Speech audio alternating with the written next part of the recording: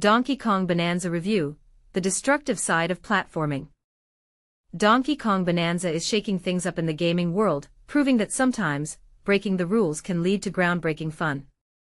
This game isn't just a casual stroll through familiar Donkey Kong territory, it's a full-on demolition derby where the rules of platforming are thrown out the window, and the only limit is your imagination, or more accurately, the strength of Donkey Kong's mighty fists.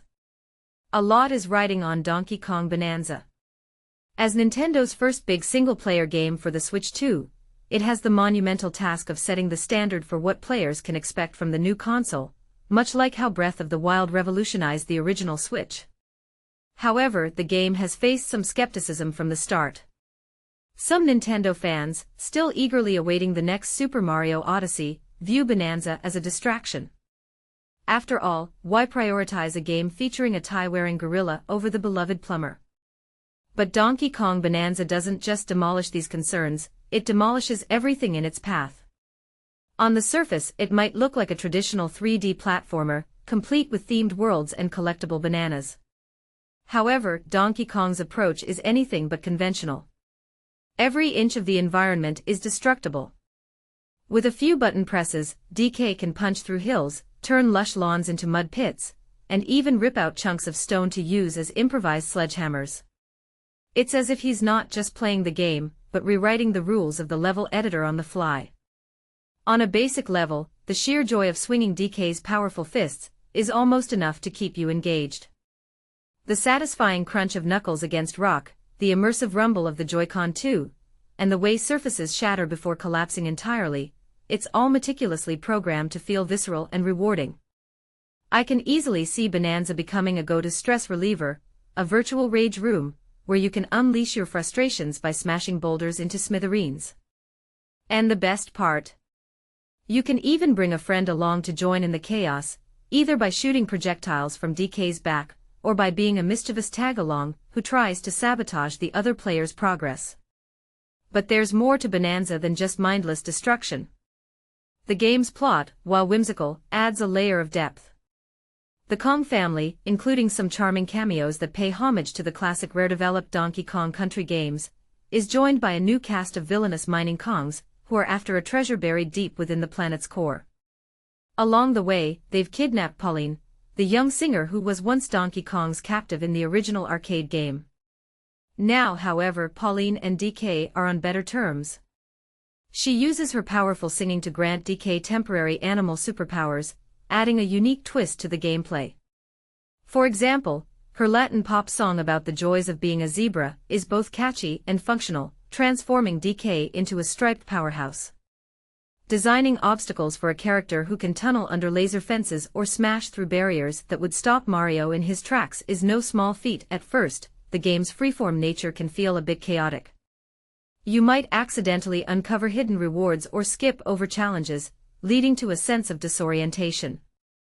However, as you progress, the game's design becomes more deliberate. In later stages, the terrain itself becomes a crucial element of survival, especially in areas with dangerous elements like poison swamps, icy lakes, and lava. Here, the ability to manipulate the environment becomes a strategic necessity, and the game's innovative mechanics truly shine.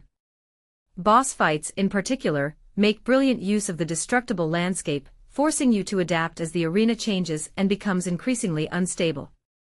The only potential downside is the power of the Bananza's animal transformations that give DK enhanced abilities.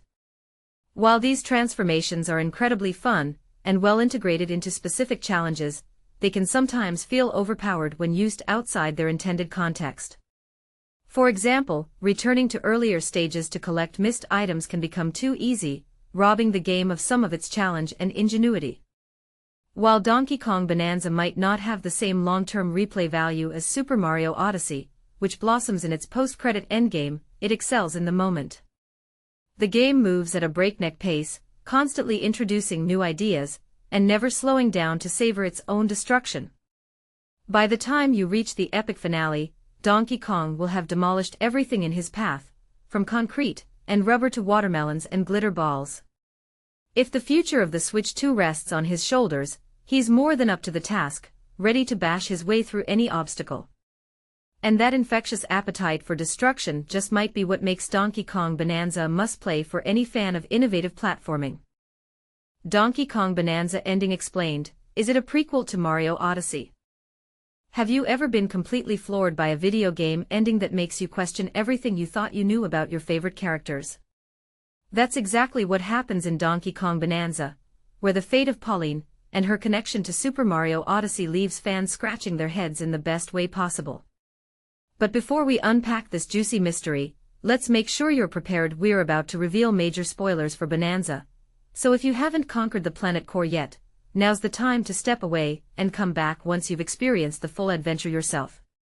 Okay, with that out of the way, let's dive into the heart of the story.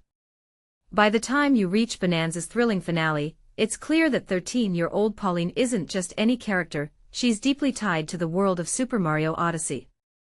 As Donkey Kong and Pauline fight their way to the surface, they end up in a massive city that's been taken over by the villainous King K. Rool. Pauline's emotional outburst, "This is my city," is the moment that cements the link to Odyssey's New Donk City, fulfilling a popular fan theory that this ending would bring her back to a familiar spot. But hold on, because that's just the start. Does this mean Bananza is a direct prequel to Odyssey? Not so fast, there's more layers to peel back here. To really get a grip on this, we need to talk about Pauline herself, since she's the key to unlocking this timeline puzzle. In Super Mario Odyssey, she's all grown up and serving as the mayor of New Donk City, famously belting out tunes like "Jump Up, Superstar" during the city's big festival. She's confident, charismatic, and a total performer. Now, flashback to Bananza, where she's a teenager still finding her footing. Her journey is all about building up the courage to sing in front of others, and she even uses her voice in special transformation songs that play a huge role in the gameplay. This similarity in their personalities makes it easy to see why people assumed Bananza was setting up her origin story. For example, you might think that Donkey Kong's heroic actions in saving her could inspire the city to be named in his honor, evolving into the bustling metropolis we see in Odyssey. But here's where it gets controversial. While New Donk City already exists in Bananza, complete with its cheeky nickname, the Big Banana, a fun nod to New York's The Big Apple, but with a Kong twist, the details don't quite line up for a simple prequel. And this is the part most people miss: the age and appearance differences hint at something bigger. Teenage Pauline in Bananza often mentions her grandmother, especially in heartfelt moments like when she's chatting with Donkey Kong, after reuniting with other Kong characters. She says something like, "I'm glad you saw your friends, but if I don't get home, Grandma will worry."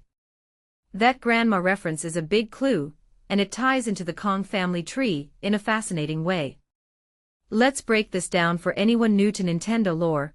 Donkey Kong's grandpa is Cranky Kong, who's actually the original Donkey Kong from those classic arcade games where he kidnapped a damsel in distress. We'll call her Arcade Pauline to keep things straight. Cranky is full of stories about his old rival, who was basically an early version of Mario, known back then as Jumpman. Fast forward through the generations, and our modern Donkey Kong is actually the third in line, with his dad being Donkey Kong Jr. from another old game. It's like a family saga unfolding over decades of gaming history. Applying that same logic to Pauline, it seems like there might be multiple generations at play. Arcade Pauline from the 1980s games had blonde hair, while Mayor Pauline in Odyssey is a brunette, and there's even a billboard in Odyssey showing a blonde version, which could be an Easter egg or a subtle hint at canon. The New Donk City Festival in Odyssey celebrates the city's origins by recreating scenes from that old arcade game, suggesting that the city was built after those events, probably taking years, maybe a whole human lifetime, to grow into the massive urban jungle it becomes. So instead of teenage Pauline growing up to be Mayor Pauline, what if they're related? Like, perhaps teenage Pauline is the daughter of Mayor Pauline, and the granddaughter of Arcade Pauline. It makes for a cleaner timeline, and adds a heartwarming layer. Imagine the grandchildren of two iconic rivals teaming up as best friends. Of course, you could argue that Nintendo just changed the character's design over time, and Bananza is still a prequel with some gaps in the story, but that feels a bit messy compared to this generational approach. We love this idea because it's such a clever way for Nintendo to refresh old characters after more than 40 years, but unfortunately, even after tackling the post-game content, those challenging Bananza rehearsals that lead to a final platforming test, there's not much more clarity. Pauline does get to perform a song for her city in the end, but it's mostly shown through new artwork after the credits, leaving us with more questions than answers. And here's a controversial counterpoint to consider. If Mario has been interacting with different generations of Paulines and Donkey Kongs, does that mean he's ageless, or are there multiple Marios out there? It's a rabbit hole that could imply Jumpman and Mario are separate entities, but Nintendo probably isn't sweating the details. In the end, while it all points toward Bananza being a sequel rather than a prequel, it's still just a theory since Nintendo doesn't always prioritize strict continuity. Think about how even direct sequels like The Legend of Zelda, Tears of the Kingdom gloss over plot holes. So, what do you think? Is Teenage Pauline part of a multi-generational saga, or are we reading too much into it? We'd love to hear your thoughts in the comments. Agree with our take, or do you have a totally different idea that could blow our minds? By the way, I'm Logan Plant, the host of Nintendo Voice Chat, and IGN's go-to for databases and playlists. Zelda is my all-time favorite franchise, and I'm still holding out hope for a new F-Zero game. Catch me on social media at @LoganJPlant if you want to chat more about this or anything Nintendo-related. Ask the Developer Volume 19, Donkey Kong Bananza, Part 1 Insights. Donkey Kong is ready to shake up the gaming world yet again, but is this new direction what longtime fans truly want? If you've ever wondered how beloved classics like Donkey Kong are reimagined for a new era, you'll want to see what happens when Nintendo's 3D Mario masterminds take the reins. But here's where it gets controversial. Does turning Donkey Kong into a full-fledged 3D action hero push the series forward, or does it risk losing what made the original game so special? Let's dive in and see how the new team is transforming a video game icon. Ask the Developer Volume 19, Donkey Kong Bananza, Part 1. This conversation is translated from an original Japanese interview, and was held prior to the game's public launch. In this 19th volume of the Ask the Developer series, we're getting first-hand insight from the creators themselves about Nintendo's approach to product innovation, with all the quirky, behind-the-scenes details that give their games that special spark. This edition highlights the creative minds behind Donkey Kong Bananza, set to debut on Thursday, July 17th, for the eagerly awaited Nintendo Switch 2 system. Ready for more? Let's start at the beginning, the making of a chain of destruction. First, let's get to know the team bringing this wild new adventure to life. Kenta Motokura, we'll refer to him as Motokura. Hi, I'm Motokura, producer of Donkey Kong Bananza. Most of my past experience has revolved around 3D Mario titles, such as directing Super Mario 3D World and Super Mario Odyssey. For Donkey Kong, my roots go back to crafting character designs for Donkey Kong Jungle Beat. Now, as this project's producer, my job was to draw up the game's core ideas, define its structure, and fine-tune the player controls. Quick explainer for beginners. 3D Mario games, these are Mario action games where you can freely move in three-dimensional worlds, think open playgrounds, unlike classic 2D Mario games that stick to left-to-right platforming. Super Mario 3D World debuted on Wii U in 2013, offering up to 4 players the chance to explore the whimsical Sprixie Kingdom, including fun new power-ups like Cat Mario. An updated version later arrived on the Nintendo Switch.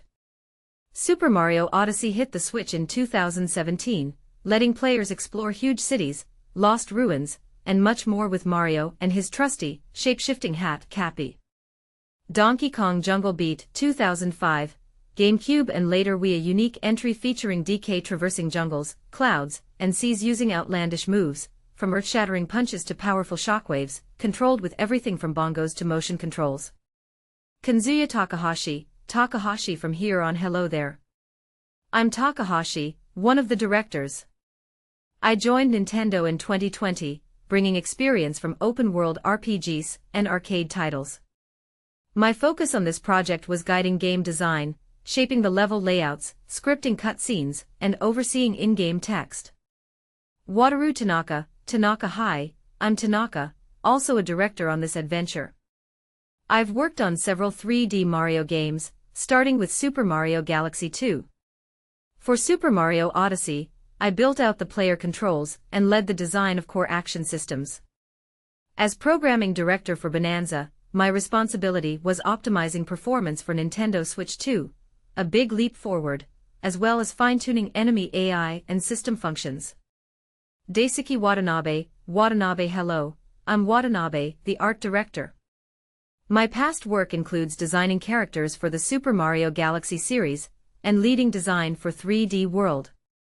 On Donkey Kong Bananza, I managed overall art direction. Naoto Kubo hi, I'm Kubo, sound director. My credits include composing for Super Mario Maker, and leading sound for Super Mario Odyssey. For this project, I led the team in creating the game's soundscape and composed several tracks myself. Thank you for the introductions. It seems like many of you have a deep history with 3D Mario, especially Odyssey. Here's a burning question. How did the 3D Mario team wind up developing a new Donkey Kong title in the first place? Modokura, the project got rolling when Koizumi-san asked us to help bring the Donkey Kong series to new heights. His pitch. Let's see the 3D Mario team try their hand at a fully realized 3D Donkey Kong game. The Donkey Kong legacy began as an arcade classic by Miyamoto-san, game design royalty known for his pioneering approach to gameplay and stage variety. Later, the Donkey Kong Country games, developed by the UK's Rare Limited, pushed visuals and platforming to new places on the Super NES. Inspired by these innovations, we aim to deliver another leap forward for Donkey Kong. Our expertise in designing rich, immersive 3D action, thanks to our Mario work, gave us a foundation, but before anything else, we had to face the big question: what exactly is Donkey Kong at his core? So naturally, we went to the source, Miyamoto-san and Koizumi-san. Quick reference for newcomers. Yoshiaki Koizumi, a senior exec and creative leader at Nintendo, with key roles on the Nintendo Switch and the 3D Mario series. Shigeru Miyamoto, legendary creator, responsible for giving life to Super Mario, Donkey Kong, The Legend of Zelda, and more. Rare Limited, the British company behind Donkey Kong Country and other classics like Banjo-Kazooie. Donkey Kong Country, a trilogy of action-packed games for Super NES, where DK and friends adventure through diverse landscapes. So what did you learn by talking to Miyamoto-san and Koizumi-san about the Donkey Kong identity? Modokura, Miyamoto-san highlighted Donkey Kong's signature moves, like hand slaps and the ability to blow on objects, insisting these were integral to the character's personality. That made me realize how many dynamic abilities could be explored further. Koizumi-san, drawing from both Super Mario Odyssey and Donkey Kong Jungle Beat, zeroed in on Donkey Kong's massive arms and exceptional strength, setting him apart from Mario, especially in feats like smashing obstacles or lifting immense objects. Controversial take. Some fans might wonder if emphasizing strength and new abilities risks turning Donkey Kong into just another Mario clone, or does it help cement his unique vibe? Here's a classic fan debate. Each Donkey Kong installment brings something genuinely new, but where does Bananza fit into the larger story? Modokura, that's a great question. With any long-running